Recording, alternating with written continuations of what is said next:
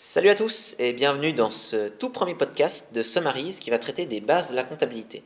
Alors ce podcast s'adresse principalement aux personnes n'ayant jamais fait de comptabilité et étant en première année HEC. Je pense notamment aux personnes venant de France ou d'autres pays dans lesquels la comptabilité n'a pas été enseignée au bac ou ce que nous appelons gymnase. Nous allons commencer dans une première partie par les définitions, donc des termes au fait qu'il est nécessaire de savoir quand on parle de comptabilité. Ces derniers sont au nombre de 4, on peut les déterminer comme étant les composantes au fait de la comptabilité. Ces dernières sont les actifs, les passifs, les charges et les produits. Alors on va regarder ça un peu plus dans le détail et puis on va en parler avec quelques exemples. Donc premièrement, un actif. Donc qu'est-ce qu'un actif? Au fait, c'est tout simplement quelque chose que nous possédons. Alors, un actif peut être monétaire, matériel ou immatériel. Et ces derniers sont classifiés en deux groupes, actifs corporels et actifs incorporels. Alors, juste pour dire quelques mots là-dessus, un actif monétaire, c'est simplement de l'argent que nous avons sur un compte bancaire, par exemple, ou euh, de la monnaie que nous avons dans notre portefeuille. Un actif matériel peut être, par exemple, une machine, euh, un immeuble ou, par exemple, des matières premières que nous avons stockées. Un actif immatériel, donc c'est quelque chose que nous possédons qui n'existe pas vraiment, par exemple un droit, notamment je pense à des brevets, des patentes ou tout autre type de droit réel au fait que nous posséderions. Donc typiquement un actif corporel est de nature monétaire et matérielle, alors que les actifs incorporels sont de nature plutôt immatérielle, bien que ce ne soit pas des cadres complètement prédéfinis, l'un peut aller dans l'autre. Ensuite, les actifs ont généralement une durée de vie déterminée qui peut aller de quelques mois à quelques années à plusieurs décennies, peu importe. Ce qu'il faut savoir, c'est qu'ils ne sont pas éternels, sauf bien entendu les actifs monétaires, sauf dans le cadre où un gouvernement serait renversé et on devrait changer la monnaie par exemple, mais ça fait pas vraiment ça fait pas vraiment sens dans ce que je dis. Donc, on y reviendra plus tard. Du moment qu'un actif a une durée de vie déterminée, il perdra de la valeur au cours du temps. Et cette valeur devra être enlevée à cet actif, ce que nous appelons amortissement, amortisation. Euh, mais on en parlera un peu plus tard. Donc, pour donner quelques exemples d'actifs, j'avais parlé avant de l'argent en caisse, le compte bancaire, on en a parlé. Nous pouvons aussi trouver des clients, en fait, tout simplement, qui nous doivent de l'argent, de même que des stocks de marchandises, des machines et des immeubles, je l'ai dit auparavant, et des brevets. J'avais aussi donné l'exemple de la patente. Ensuite, le deuxième terme qu'il faut introduire, c'est celui du passif. Alors, un passif, au contraire d'un actif que nous possédons, un passif, c'est quelque chose que nous devons à quelqu'un. Donc, généralement, c'est une somme d'argent, donc un passif monétaire. Ça peut être aussi une créance légale. Par exemple, je pense à euh, une reconnaissance de dette ou tout autre papier-valeur qui stipule que nous devons quelque chose à quelqu'un.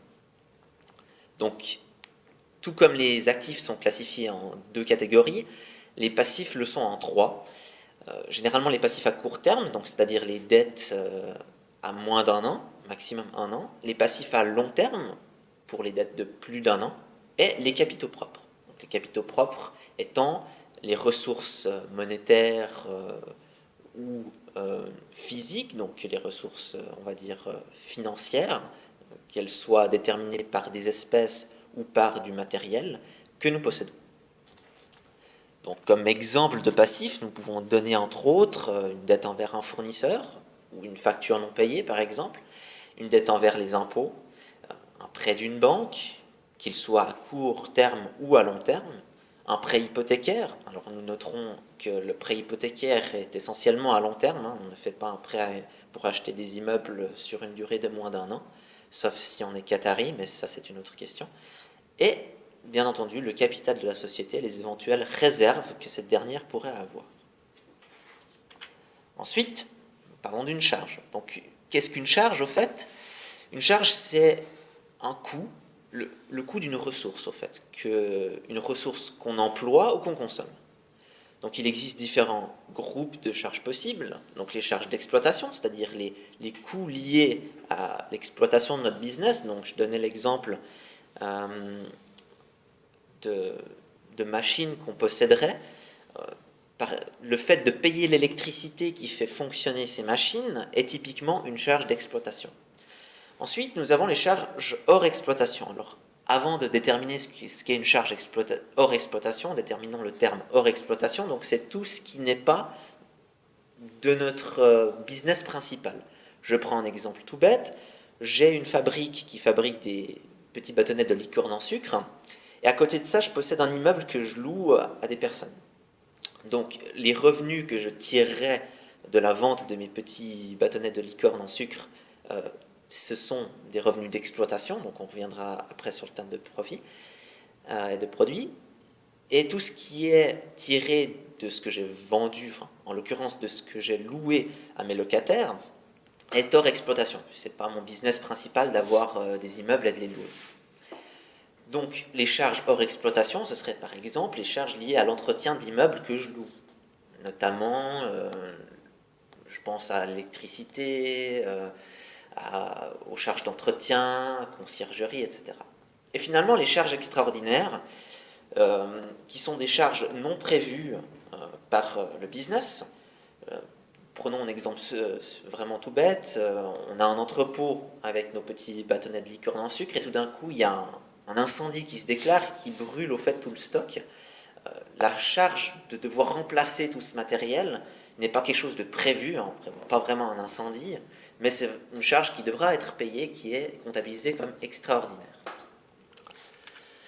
Finalement, un produit qui est une source de revenus, donc il existe différentes sources de revenus possibles, tout comme les charges, nous déterminons les produits liés à l'exploitation, donc tous les revenus qui découlent de notre business direct, donc là, par exemple le prix de vente de mes petites licornes en sucre, les produits hors exploitation, donc typiquement, j'avais donné l'exemple de l'immeuble loué, donc ce serait tous les loyers que mes locataires me versent, et finalement les produits extraordinaires, de nouveau vraiment tout bête, si nous pensons que j'ai pris de l'argent dans la caisse et que la société a joué au loto, qu'elle a gagné une somme incroyable, eh bien typiquement ce serait un produit extraordinaire.